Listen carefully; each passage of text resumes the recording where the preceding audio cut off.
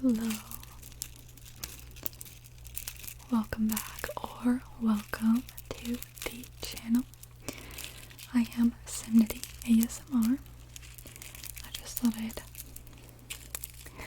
don't know, scratch on this little chain. Has kind of birthday-ish vibes to me.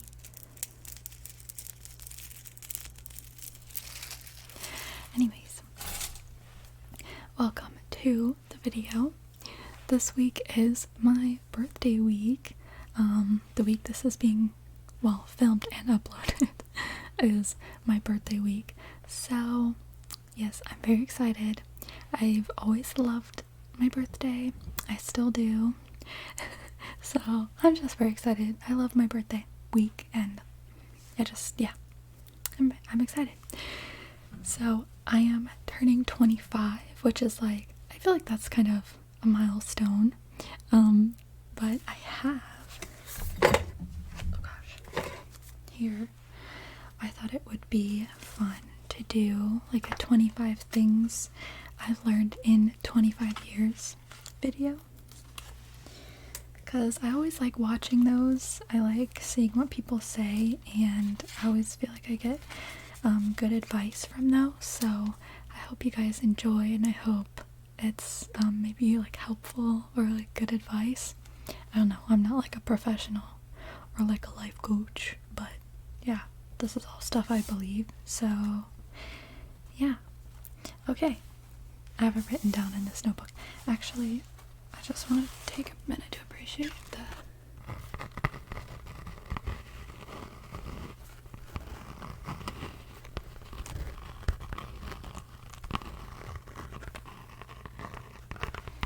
notebook. Okay. What is on this page? Oh, that's from a previous video. That's from a Would You Rather video. Okay, anyways. The first thing that I have learned is basically that you need to take breaks even when you are fighting or dealing with or healing anxiety and depression. So obviously, when you're, for example, where you start working out, you want to be healthier, you want to be stronger, you have to have rest days. You have to take breaks. You cannot work out every single day. I have learned that it is the same for coming out of depression, when you decide to start fighting it, and same with anxiety. When you are working on overcoming anxiety, you have to take breaks, because let's say, for example, you are going to overcome a phobia. You're going to do exposure. You're going to try and overcome a phobia. I've dealt with several phobias, but one of them that this applies to a lot is agoraphobia. You can't do it every single day. I'm going to try and explain this in a way that makes sense. I'm sorry I'm waffling so much on the first one, but the prospect of being okay, from here on out, I'm going to fight this anxiety every time I feel it is incredibly daunting. It makes you not want to start, because it's just such a big change and it's so daunting. So I have learned that for myself, I have to take breaks. I have to recognize when it is a day to fight the anxiety and when it's a day to take a break and to not push myself. I think that's what I'm trying to get at, is you don't push yourself 24/7. Same with depression. When you're getting out of depression, yes, get out, go on a walk, make yourself fight those feelings. Don't listen to the sadness too much. But sometimes you just have to have a day where you're not doing any of that. You just let it happen. It's a much more balanced approach, and it's less daunting at the beginning. Okay. The second thing is, this is kind of twofold. So I've first of all learned that it's incredibly important and vital to be able to recognize when you are feeling overwhelmed or too stressed, or when you're doing too much, to be able to recognize what it feels like in you to be doing too much. I'm sure that that's something that a lot of people struggle with, but for me specifically, I am neurodivergent in multiple ways, and I struggle a lot with interoception, so being able to know how exactly I feel. So it has been like life-changing to realize that, like, to start building the skill of being able to tell when I'm overwhelmed. And the second piece of that is when you are checking in with yourself and you are you're trying to get a gauge on how you're feeling. The question you should be asking yourself is, how am I feeling? The question you should be asking yourself is not, can I keep going? I dug myself into a lot of holes of overextending myself because I would be checking in with myself, but the question I was asking myself was, can I physically keep doing this? And that is not the question you should be asking yourself, at least not for me, because I can physically do a lot more than I should, but there is always going to be a crash and burn. I will always burn out. I will always crash out. You know, I don't mean like yelling at people, but you know. So instead of checking in with yourself, hoping for a particular answer, because it's like, I really would try and ignore the truth because I didn't want to have to come to terms with the fact that I couldn't keep going the way I was going, or I couldn't keep doing a particular thing. But you have to be able to ask yourself that question with an open mind and actually listen to the answer that you get back from yourself. Like, okay, how am I actually feeling? Am I actually okay right now? That's the second one. The third one is, I just wrote the power of I can't, but I have found it this all in like the last year, very, very beneficial and, like, again, life-changing to be able to recognize and just say, oh, I can't do that thing, or I can't do that thing right now, or there are things that I cannot do right now. That is something that I just never let myself acknowledge because I was so focused on making myself do everything that I thought I should be doing. And for me, the I can'ts they look a lot different than they would for a neurotypical person, someone who's not disabled. For me, it's like, oh, okay, like there are things that I just can't do right now that maybe most people can, that maybe most people should, but I can't. And for some reason, when I was able to acknowledge that, like this huge weight lifted of like, oh, I just can't do that right now. And that's fine. That is okay. Let me figure out what I can do. Instead of just like not even letting myself acknowledge what I was actually capable of, I've just found it very empowering and just like a huge weight lifting off to be able to be like, oh, that is something I cannot do right now. I don't know. That's never something I would have thought would feel good, but it does. And even if it's something you have to do, acknowledging that you are overextending yourself to do it, it helps too. It helps you feel less like you're just crying into the void. Okay, shifting a little bit to one about relationships. Number 4 is, the people say this a lot, when someone tells you who they are, believe them. That's true. People say that for a reason. And even if you believe and hope that, oh no, but they'll change now, they'll change for me, they'll change their mind, they probably won't. And that is okay, because you will find what you are looking for. It's not worth it to stay with someone who isn't that and just hope that someday they will fit into what it is that you want, because they probably won't, and it's not fair to them, it's not fair to you, and you're missing out on finding the person who is that. I don't know why it's so compelling to hope in that way, but I have been told point blank by someone who they were and what was going to happen in the relationship, and I just hoped that it wouldn't, and that kept me in it for much longer than I should have been, and it was just very painful. I think that hope is beautiful, and hope, when it's used in the right way, can like really carry you through some hard times. But hope in this situation is not a positive thing, because it just keeps you stuck in a relationship that is not what you want.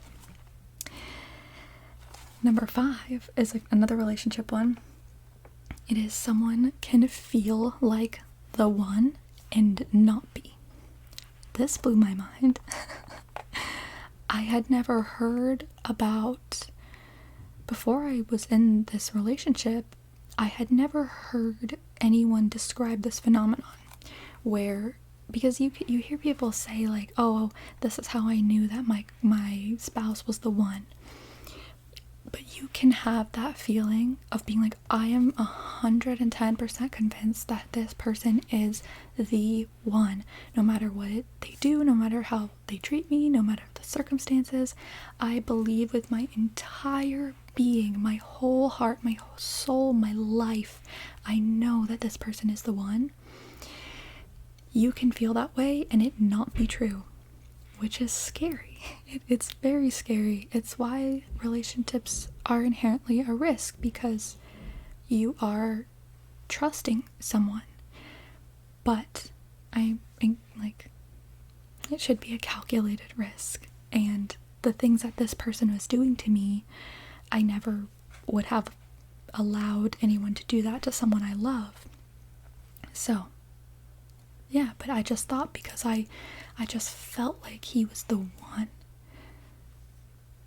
But you can feel that and have it not be true. And you can also, because I've only been in one relationship that was that intense, but I talked to my parents about this, and I remember my stepmom telling me that people feel that way again. You will feel that way again about someone in the future.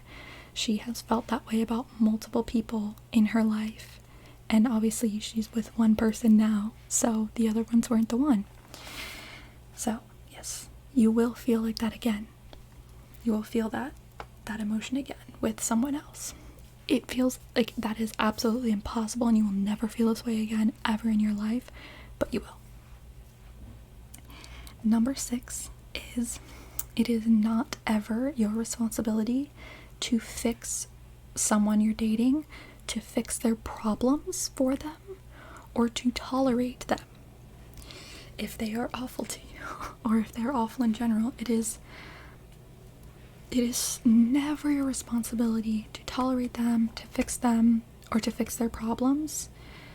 And it's, I guess, hard to express in a serious or an intense enough way, because at least for me, that feeling of feeling responsible for someone it can be really, really intense, where I have just felt like part of my purpose on this earth is to help this person and fix their problems and hear their emotions and fill every hole that they have emotionally, like in their brain. And I just felt like I had to, like it was just like my thing. And it's not true. Your partner is supposed to be, I've used this phrasing before of like, they're supposed to be the cherry on top. They are not supposed to be the ice cream sundae. They're supposed to be the frosting, not the cake. If they leave, you still have a cake. They are the decorations and the lights, but they are not the house. Obviously, like, I think it's different when you're in a mutually beneficial relationship where both parties are giving 100%. yes, obviously helping your partner out is the right thing to do, but especially when you are in a relationship that is not good, the person is not committed to you, they might treat you poorly. It's so hard to shake that feeling of like responsibility and the desire to help them and fix them, because that also comes with like, oh, if I help you, that guarantees that you'll stick with me more. But it does not. If someone sucks, they suck. It doesn't matter how much help you help them, how much you improve their life, they'll still leave, because if they suck, they suck. So you can't make someone not suck if they suck. I am realizing that this is probably going to be a long video because I'm taking a while on these, but that's okay. Number 7 is find out what actually feels good and fills your cup versus what you think you should be doing to achieve that, and do it fearlessly. So when you're doing things that are meant to fill your cup, first of all, ask yourself what you actually want to do. It might not be journaling. It might be watching the same show 7 times in a row. It might not be baking. It might be dancing, or it might not be what you think you should be doing. There's kind of for self-care and for filling your cup, I feel like there's kind of somewhat of a rigid idea of what that looks like, but it could look like for me, a lot of the time it looks like turning the lights off and putting headphones with music and just shaking around and not rolling around, but like rocking around. That helps me a lot. Doing like kids craft projects helps me a lot. Rewatching the same YouTube videos over and over and over again, that fills my cup. It genuinely does. And or like there's like lots of things, going to a dog park, all that stuff. When you're doing things like that to fill your own cup, like pay attention, like, does this actually make me feel better, or am I just doing this? Does this actually make me feel better, or am I just doing this because I think that it's something that would fill someone's cup? You should personalize it to yourself and do things that actually really do fill your cup. But at the same time, like, also try new things too, because that's also very beneficial. Number 8 is there are very few things in this world that are black and white. There is nuance to almost everything. I feel like, not to be like a kids these days or technology, but I do feel like the current social media culture, it encourages very black and white thinking. And as someone who cognitive flexibility, cognitive rigidity is basically just having really black and white thinking, I score very high in that. I am in the 97th percentile for cognitive rigidity, because of autism. So I really, really have a brain like that. But I think because of that, and because I've talked about it so much in therapy, there are certain instances where I'm noticing that everyone else is also thinking in a really black and white way about things, and maybe it's something that I've already processed and understood the nuance behind. I feel like I'm coming off like think I'm better than people. I'm worse than most people most of the time in terms of black and white thinking, but being able to try and recognize when that's happening, because most things are nuanced. Most things. That's something I'm really been trying to work on. Number 9 is technology is genuinely making us stupider. I think there's lots of good that technology does. I know that people say like Google Maps is making us dumber because we're not looking at maps anymore, but Google Maps does way more. Like, we have a lot more freedom and capability with Google Maps than we did with just paper maps. So I think that's a good thing. But especially with like AI and ChatGPT, I don't see people seeking out information, or I don't see people collecting information, reading through it, and deciding what makes the most sense, or what is appearing in multiple sources, what is being verified by other sources. People kind of people almost don't even want to come up with the question to ask to like ChatGPT. It's very much like, give me the answer in a digestible form, and like, you know, the attention span's getting shorter, which mine was already because I have ADHD. Yeah, again, I don't want to sound like very like technology bad, but yeah, it's the way things are right now is genuinely making us stupider and use less critical thinking skills. And actually, I find it does scare me a lot. All right, I'll try to be a little faster or a little more concise with the rest of them, just so this doesn't drag on forever. I think some of the other ones are shorter, but number 10 is just, you can't please everyone. You never will. Nothing you can do that will please everyone, and it is not worth the energy that it takes to please most people. What I mean by that is, if your goal is to please most people instead of everyone, that is also going to take up too much energy. That's what I mean. Number 11, related. Trying to be a people pleaser forever is not sustainable. You will crash out. It's not fair to anyone. Yeah, trying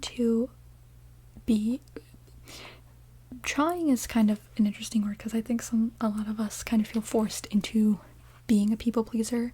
It feels, at least for me, it felt like a safety thing. I felt, you know, like fawn trauma response. I was like, everyone has to like me or else I'll be in imminent danger. Not true. I had a really bad autistic burnout, stopped being able to mask in front of everyone. I started a new job. This was a while ago. This was last year. I wasn't trying at all. Sometimes I wouldn't look at people. I was kind to everyone. I was respectful to everyone, but I wasn't modifying my personality to fit each individual person I was talking to. I was not going out of my way at all to please anyone. I was just being kind and respectful, and usually kind of flat affectation, just focusing on my job. I was not modifying my behavior, and nobody got mad at me. No one hated me. If they talked behind my back, I didn't hear them, and it was so much more rewarding when people did like me anyway, because then I was like, oh, they like me. They like me instead of whatever face I'm wearing today. It's just, yeah, it starts wearing on you how inauthentic every connection you have is, and it drains, especially if you're neurodivergent, it just drains the life out of you to people please everyone. You get so disconnected from your own boundaries that you don't even know what they are anymore. You lose yourself, which is reversible. You can find yourself again. But it's not, you will crash out. Either you'll crash out internally and just hate yourself, or you will crash out externally and hate everyone else. So, yes, not worth it, not sustainable. Number 12, learning is a privilege. Having an open mind is something to be proud of and to strive for, and it's really important. I think it's one of the things that we should prioritize in our lives, like in our growth, is just having an open mind. And someone taking the time to correct you on something is a great opportunity to learn. And if they are doing it respectfully and kindly, it is also like they don't have to do that. They are choosing to take time and energy to explain something to you. That is a kindness that they are doing. They are helping you learn. Even if you don't agree after they tell you, you have opened your mind and that you have heard another perspective. You know more about the options. You know more about the different perspectives. And then that can help you feel more confident in whatever it is that you choose to end up believing. I feel like something that makes me respect people the most is people who are able to have a really open mind, even when people are challenging them. I just really look up to people like that, and I aspire to be like that. I just think that it's something to be proud of, is being able to have an open mind. We're switching over to the next page finally. Number 13, being in love. Wait, did I go from 11 to 13? Oh, no, I didn't. I thought I skipped a number for a second. Being in love / infatuation can genuinely take over your life and completely hijack and take over your priorities. It can make it feel like nothing else in the world matters, because it's like, oh my gosh, all of a sudden this wonderful thing is happening. Everything else in your life gets smaller, and it really can feel like nothing else matters, because it's just this huge thing that's just taken over everything. And so I've learned that it's very important to prioritize balance, even if you don't feel like it, even if you feel like nothing else matters. Keep reaching out, keep hanging out with your friends, keep your routines, keep doing the things you love, because no matter what, that infatuation isn't going to last forever. Either the relationship will end and you'll be left with nothing, or it will simmer down into just a healthy relationship dynamic, and you're going to want to have those hobbies, those friends, so that you can show up in the relationship as a whole person. Number 14. It is possible to be addicted to a person, or have them as your hyperfixation, or have a person as your special interest. I didn't know that was possible until it was happening, and I thought, I don't know, I think that's part of why I thought it was destiny that I was with this person, because my dad explained this to me a couple of times, where he said the behavior you have around this person and the emotional cycle is exactly like addiction, where you just seek it out all the time. You feel low if you don't have it. You get a high if you see that person, if you have a good interaction with that person. But if it's not going well, you just feel like there's something missing, and you keep going back to someone even if they're toxic. It's just like an addiction, and it is not healthy.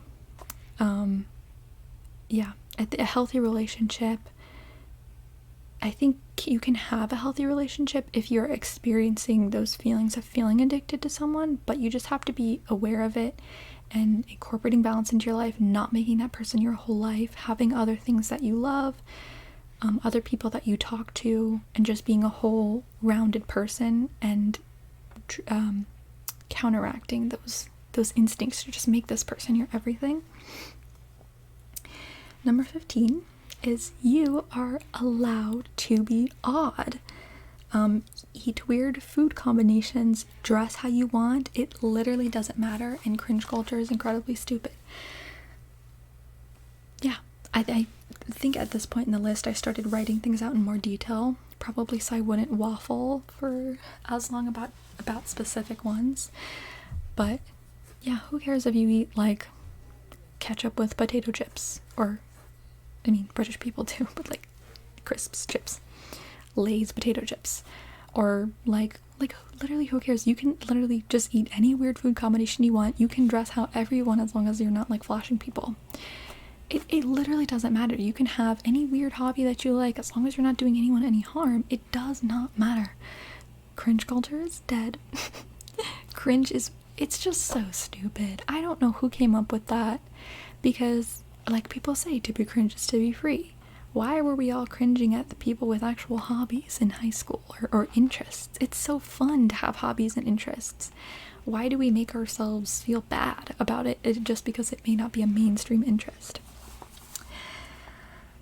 Number 16 is having hobbies is important, especially when a lot of the time when you're working a lot. That can be the only thing that you do in a day, which means that your whole day basically feels like it's just defined by it's just work. You wake up, you work, you go to sleep. But if you have a little hobby like crochet, for example, you do crochet for like 30 minutes to an hour every night.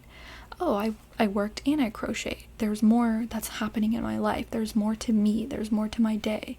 There's something to look forward to. This is not something I'm particularly good at. I learned this lesson because of not having hobbies. I have this channel. The schedule of the channel helps me a lot. it helps me to have something fun to do. But I really want to, in this upcoming year, get more hobbies because they're so fun. I was coloring last night. I was like, this is awesome. I'm feeling relaxed. I'm feeling productive. I'm feeling happy. Yeah, have a hobby. Everyone says that, but it's true. Okay. Number 17, beauty standards are literally made up either to uphold social hierarchies or to sell you stuff. That's it. They're made up either to uphold, sometimes it's racism. I don't know what I'm allowed to say on YouTube without it, but sometimes, yeah, it is often, especially historically, beauty standards have been used to uphold social hierarchies. An example would be like, it was considered, I'm gonna use the UK as a specific example because I don't want to say something that's factually incorrect. So it used to be considered very beautiful to have very pale skin in the UK because like when you'll see a lot of like Renaissance paintings, they were putting like chemicals on their face to be like super pale because that shows that you aren't working. So it shows that you're in the upper class and you're not out working in fields. And now it's considered beautiful to have a bit of a tan because that shows that you have money to travel. You are able to spend time outside, which means that you are in upper classes. That's why it's like, that's changed. I lost my spot on the page. Oh yeah, diversity is beautiful. It would be incredibly sad and boring if we all looked the same. I think that if maybe there's something that other people kind of are picking up on that I'm missing, but I don't think that certain features are better looking than other features. I don't really understand that. I love seeing different features. I just think they're so, like, we have such diversity. That's so cool. That's so awesome. I wish that we were celebrating all of those differences.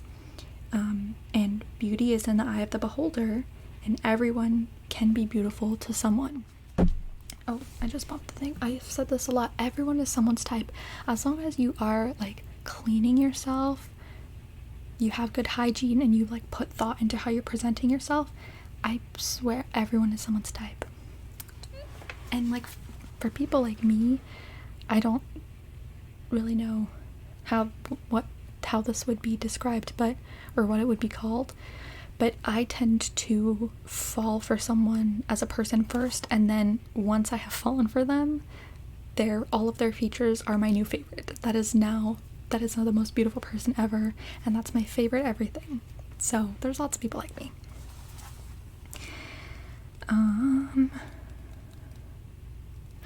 Number 18, companies, particularly bigger companies, do not care about you. Don't give yourself over to a job. Don't make a job your life. Don't sacrifice more than you can for a job and while still keeping yourself healthy. Don't sacrifice your health for a job, your free time, because companies will literally drop you unless you are like friends with the owners. You've been through it all together. You know each other. You know that they will keep you around. But most of us just work for big companies. They do not care about you. You are replaceable in a day. No matter how much they tell you, oh my god, we really need you, you can't call out. I have quit places like that before. They're fine. They are fine in a day. I have been the manager at a short-staffed McDonald's before. We had turnover. We figured it out every single time. The companies do not care about you, so do not sacrifice yourself for a job. Don't sacrifice your health, time with your family. If someone gets sick, don't sacrifice your well-being and things that are really, really important to you for a job, because they don't care about you.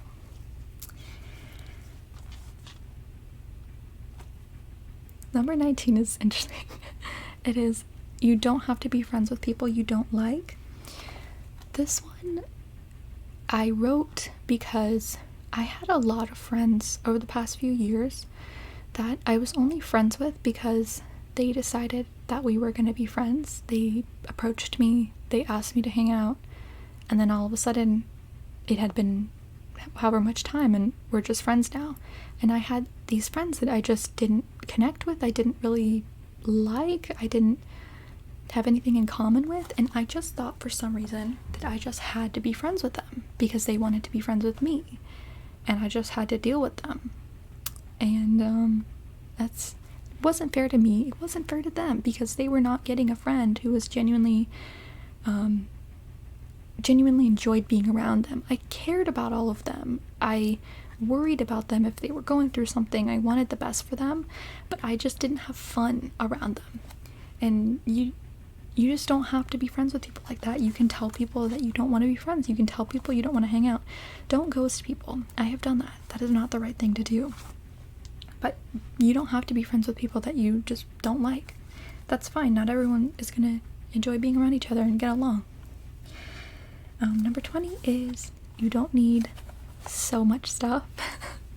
I'm kind of in a unique-ish situation where a few years ago I had some disposable income and I was very into just buying like sugar scrubs and candles and house stuff for the house and like little fun things and whatever. And I kept it all. I don't get rid of stuff unless it's used. So, or can expire. Like, I don't have sugar scrubs still from 2020. But I have not had disposable income in several years now. But I just kind of still have stuff. I still have this candle. I still have this garland. I still have this whole thing of jewelry. Not expensive jewelry, but you know. So, I do not really ever need to buy anything because I already have like a garland. But I think especially on TikTok, like with TikTok Shop, there is like a terrifying overconsumption culture where every day it's like, oh, you need this and you absolutely have to get this new thing and you absolutely need this new thing. And people will spin it as if it's for health. Oh, you need this greens powder and you need this collagen and you need this beef tallow, and you just don't need that many things. If something is working for you, stick to it, but you don't need to try a new electrolyte powder every week. You don't need 17 products in your skincare routine, and you certainly don't need new clothes every week. You don't need new decorations every year. I've had this for years, and it works exactly as good as it did last year and the year before. I keep it in a box with a lid so there's no spiders, and it's great. And you just don't need all this crap, and so much stuff ends up in landfills, and it's really bad for the environment. And these, especially if things are reasonably priced, it probably wasn't produced very ethically or sustainably. So, yes. Number 21. Unfortunately, a lot of advice people give for depression really does help. Like, eating less sugar genuinely helps me. Going for walks genuinely helps. Moving your body, talking to people. It actually genuinely helps. And it's really annoying because it's so annoying when someone tells you to do that, but it genuinely works. However, depression is sometimes not what's actually going on, or it's only part of it. This is particularly for neurodivergent people. I have been in autistic burnout. There is a difference between depression and autistic burnout, and the treatment for it is different. For depression, you're supposed to add things into your life, add a routine, add a walk every day, try and start going out with people, do new things. If you are an autistic burnout, that is not the move. You have to take everything out that you possibly can, every obligation that you possibly can, every stressor that you possibly can, remove things, and obviously that's not right for depression because you don't want to lay in your bed all day. If you're depressed, it'll make you more depressed. But if you're in autistic burnout, you have to do as little as possible until you start feeling like a living thing again. So, I think it's so important to know the difference between burnout and depression, and to know specifically what's happening in your brain, for instead of just following generic advice. Number 22. This one is kind of like this shouldn't be a hot take. This is just a little personal opinion. But I think this is important to say as someone who is 25 to anyone who is younger. The age of consent being 18 and sometimes 16 is very, very weird. I am 20, I will be 25 in a few days. I would never for any reason sleep with an 18-year-old. It does not matter who they are, how mature they are, how old they look. That is way too young for me. And if you are in that age range and someone is 25 and is trying to date you, when you're that age, it feels like, oh yeah, this is totally normal. There's nothing wrong with this. Like, why would there be anything wrong with it? I'm an adult. I'm mature. They're an adult. They're mature. There's no difference. There is a difference. There is a huge difference. Even as someone who, like, maybe I don't have as much relationship experience, but I cannot look at an 18-year-old, because an 18-year-old does not seem like they're my age. They seem like they are teenagers, because they are. So, yeah. It is weird. And because the age of consent is 18 across the board, that means that people who are in their 50s, in their 60s, they can legally sleep with an 18-year-old. That is very weird. I don't think that should be the case personally. I think that there should be like maybe starting at 18 or starting at 16, someone up to 18 could be with someone who's 16. Starting at 18, someone up to 22, 23. Like, there should be kind of like brackets, but I'm not a lawmaker. But I do think that's important for younger people to know that there is a gap, there is a difference, and it's people who are older, it is much easier for them to manipulate someone who's younger, who doesn't have the life experience, the relationship experience. They don't know what the red flags are. They don't know what patterns to look out for. It's much easier to manipulate someone. And when you're dating across ages like that, and you don't have that much in common with each other because of that gap in circumstances or age, oftentimes the reason that an older person wants to date someone younger is because they are a blank slate. They're easier to manipulate. They're easier to turn into the person that the older person wants them to be, kind of. So yes, the takeaway is that is weird. It is weird for someone my age to sleep with an 18-year-old. And the fact that someone older than me can legally, I also find that weird. And I'm really not saying this in a judgmental way. I have dated someone much older than me, and again, at the time, it started when I was 22. At the time, I thought this is fine. Like, I am an adult. There's no difference between us. Whatever difference is negligible. But there was a huge difference. It was my first serious relationship. It wasn't really serious, but it was my first real relationship. And it was, he knew what was happening when I didn't. I was naive and he was not. He knew what was going on. He knew what he was doing. So every time I would realize, kind of at the end of the relationship and afterwards, oh, this thing happened, that was really horrible that he did that, or oh, he was manipulating me in this way, and oh, I didn't know this, and he did, and he took advantage of that. Every time I had those realizations of something that had happened, I had to also have a second realization of, oh, he knew exactly what was going on. He knew exactly what he was doing. This was not an accident. It was not unintentional, because at his age and with his experience, he knew exactly what was happening and what he was doing. He was not naive the way that I was. So it really does matter. Even I was 22, and that's 4 years above the age of consent, and I was not in the right age to be with to be with someone of his age. Number 23 is be grateful for what you can do. So, for example, if I'll use a couple examples. So I struggle a lot with executive dysfunction. There are so many things I wish I could do. If you are able to cook for yourself, if you are able to do a chore simply because you think it should be done and you want to do it, if you are able to be on time every single time that you go somewhere, if you are able to easily get out of bed in the morning, which who is, but if you are able to wash dishes for yourself every time you cook, be grateful for that. I really, really wish I could do all of those things. I want that so bad. I want to do them so bad. I will sit there and scream at myself and just pound the inside of my head like, get up, please do it, please do it. It doesn't work. So yeah, I would say those are some things that if you can do, like take a moment to be like, oh, like I can do that. Not everyone can do that. I feel grateful for that.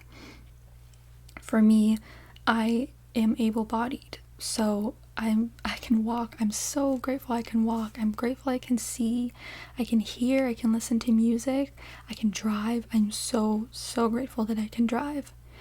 I'm grateful that I can speak. I'm grateful I can speak multiple languages and I was able to learn that. I'm grateful that even though I have trouble focusing, I am able to learn things pretty quickly, and I'm really grateful that I can do that. I'm grateful that I can calm myself down when I'm anxious, and most of the time.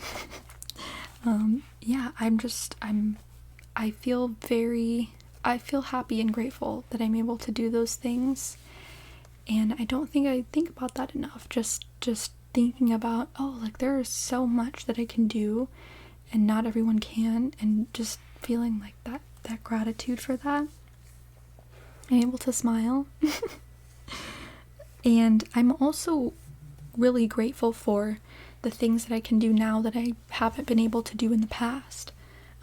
Like I can breathe through both nostrils right now. I don't have a cold. I don't have blocked sinuses right now. I can calm myself down from anxiety attacks now. That wasn't always the case. There's so much that I can do now that I wasn't always able to do, and I just feel so happy and grateful for those things. And I think that it really helps. It makes my life better to acknowledge those things, and it makes my day better, I guess, to acknowledge those things. So you should try it too if you want to. Number 24 is people can change, but you do not have to wait for them to change, and nor should you. I have a family member who there was a time when they were genuinely very awful, very, very, very awful, treated me very poorly, and was behaving very, very badly. At the time, I thought that the relationship was over. I thought that the family member was never going to change, and so I separated myself from that relationship. I did not engage with that person very often, and over time, the family member has gone to therapy. Therapy is very important. Worked on themselves, acknowledged many times what happened verbally to me without an expectation of me responding to it, and has apologized many times, stating the specific things that happened, and apologized without any expectation from me that I would accept the apology, that I would say anything in return. And then I have also since then actually seen the behavior change. I have not seen this person do the things that caused me to step away from them, and I have seen this person be triggered in the same way by the same situations that caused really harmful behavior in the past, and I have witnessed this person now handle the same things differently. I've seen the gears turning in their brain, and them thinking about, okay, what am I going to do about this time, and handling things differently. I have seen all of that evidence. I have not forgiven the person for what happened in the past, but we have a relationship now. I consider it to be a very positive relationship. I love this person. I spend a lot of time with this person. And I mean, not like every day, but at least once a week. And yeah, so we have a relationship that I enjoy now. I think that with family members, sometimes that's a much more serious decision to cut a family member off than like a relationship that just started or something like that. So there's levels to it, but I think that it's also worth mentioning that I asked this person a lot of times while things were really bad. I'm losing my voice. I asked them to change many, many times. I begged them to change. I told them exactly what was happening, why it was hurting me, what was being done to me, why it was wrong, and how it was making me feel. I just begged this person to change, and they did not. They did not understand. They did not comprehend that at all. So I stepped away, and that growth happened. They did that growing on their own. They changed on their own, and then they came back to me. So please do not stay in a relationship with someone, or do not stick around someone who is treating you very poorly, because they will not change for you. They can only change for themselves. They have to decide, and they have to do all of that change themselves. So yeah, please don't stick around, because you just can't make someone change for you. And number 25, finally, if you've stuck around this long, I love you. Thank you very much. You are wonderful, and maybe you're asleep, so maybe I shouldn't be so loud. I hope that some of you fell asleep, because that's the point of ASMR. Anyways, number 25 is you can get good at something even if you suck at it at first, and it's okay to suck at something in front of people. So I don't know why, but I always thought, like, if I was really bad at something new I was trying, the first few times I just would never get good at it. But that's not the case at all. You can keep practicing something and you can get better at it, even just by brute force, just by doing it over and over and over again. You can become good at something even if you suck at it at first. And yeah, don't be afraid to fail in front of other people. Don't be afraid to suck at it in front of other people. Like, you might even get feedback out of that, and then be able to improve your craft of whatever it is that you're doing. I also have struggled with this, feeling that I can't present anything to anyone else until it's complete. Like, I can't draw in front of anyone until I'm amazing at drawing. But no one's amazing at drawing right away. And it's just more fun when you share it with people. There's nothing wrong with it. You are allowed to be bad at things in front of people. And if they make fun of you in a way that you really don't like, and they don't listen, you ask them to stop, then that's our problem.